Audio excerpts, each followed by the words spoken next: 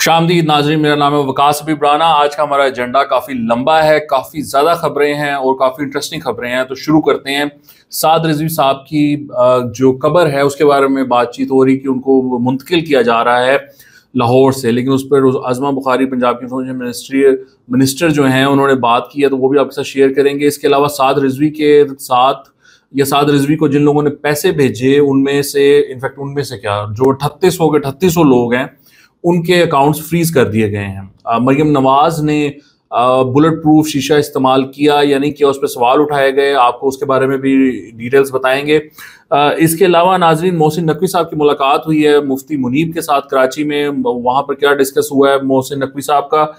और एक जर्नलिस्ट हैं सार राना, उन्होंने कहा है कि इमरान खान को मच जेल में मिर्ची वार्ड में मुंतकिल किया जा रहा है। इस पर भी बात करते हैं। तो नाजरीन, पहले मेरे ख्याल से साद रिजवी साहब से शुरू कर लेते हैं। साद रिजवी साहब को जिन लोगों ने 3800 लोगों ने पैसे भेजे उन लोगों के बैंक अकाउंट्स को फ्रीज कर दिया गया है। ये एक ग्रैंड लेवल का ऑपरेशन है।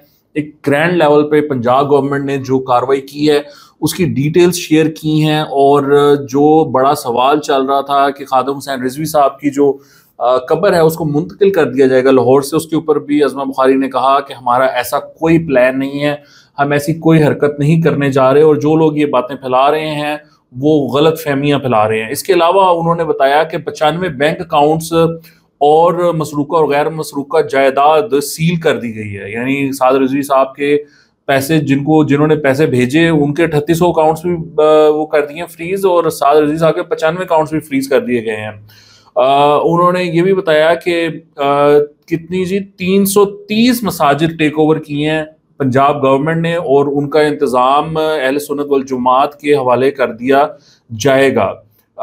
उन्होंने ये बात कही कि एक स्पेशल प्रोसिक्यूशन सेल कायम कर दिया गया है। जो साद रिजवी साहब की पार्टी के लोग गिरफ्तार हैं, जो कि मैंने आपको बताया था कि वो 5100 के करीब हैं, 5100 के करीब लोग हैं, उनके जो केसेस हैं उनको डील करने के लिए स्पेशल प्रोसिक्यूशन सेल कायम कर दिया गया है।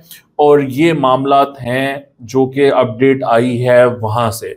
अब नाजरीन, मैं तो आपको पहले भी बता चुका हूँ कि ऑनलाइन भी कार्रवाई हो रही है। जो अकाउंट्स हैं 250 के करीब साद रिजवी साहब की पार्टी के, उनको ब्लॉक कर दिया गया है और मजीद कार्रवाइयाँ जारी हैं। आपको मालूम है कि एक साहब ने मरियम नवाज और वज़ीर आज़म के बारे में कहा था कि काश इनमें से भी कोई इनके स्क्वाड में से भी कोई वो कादरी पैदा हो जाए, जो कि यानी मतलब वो कहते हैं कि इनको भी कत्ल कर दिया जाए।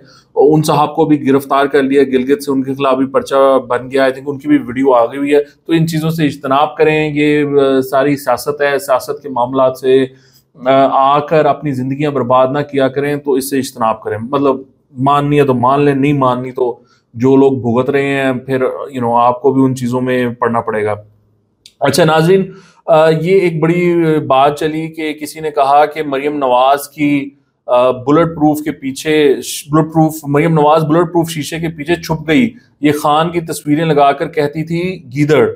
तो अब वो मज़ेदार बात यह है कि वो नहीं छुपी, उन्होंने उसके आगे ये वीडियो नहीं बनाई है। इनफैक्ट वो हुआ ये है कि किसी साहब ने इसको पॉइंट आउट किया तो फिर उनकी तरफ से क्लैरिफिकेशन आई।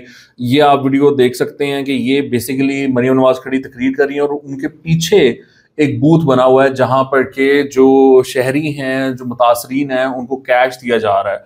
तो ये बूथ की तस्वीर आ रही थी कि वो प्रोपेगेंडा करना है, तो उन्होंने कह दिया जी मरियम नवाज उसके शीशे के आगे खड़ी हुई है।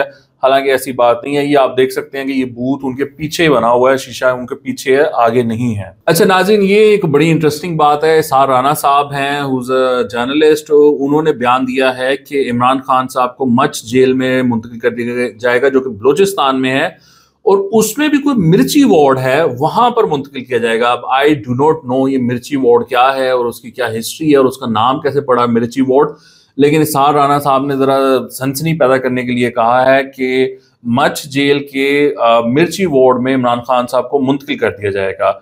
देखें, अगर आपने पॉसिबिलिटी की बात करनी है तो पॉसिबिलिटी तो है इसकी कि ये काम कर दिया जाए। अडयाला जेल से सारी रौनक जो है वो फिर बलूचिस्तान मुंतकिल हो जाएगी, और कौन जाएगा बलूचिस्तान और कौन दरख्वास्त देगा कि जी मैंने भी मुलाकात करनी है, फिर लग पता जाएगा।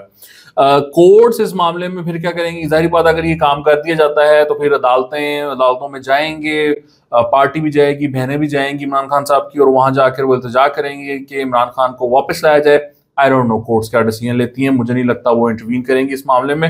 اور پھر عمران خان صاحب اگر وہاں رہتے ہیں تو وہ کیا ہوگا؟ پھر احتجاج ہوگا، کیا ہوگا؟ پی ٹی آئی کے پی سے وہ حملے کرے گی اسلام آباد کے اوپر، یا مچ جیل پہ حملہ کرے گی، so that would be interesting to see. لیکن اسحاق رانا صاحب نے ایک بات کر دی ہے کہ ان کو مچ جیل بھیج دیا جائے گا۔ ویسے یہ والی بات جو ہے نا، میں آپ کو بتاؤں، یہ جنرل باجوہ نے کی تھی اسد عمر کو۔ اسد عمر ان کے پاس کوئی عمران خان کی بات لے کر گئے تھے جب جنرل فیض کو چینج کیا جا رہا تھا، تو جنرل فیض نے کہا تھا کہ میں تمہیں نا مچ جیل میں ڈال دوں گا، تو یہ انہوں نے تب بات کی تھی۔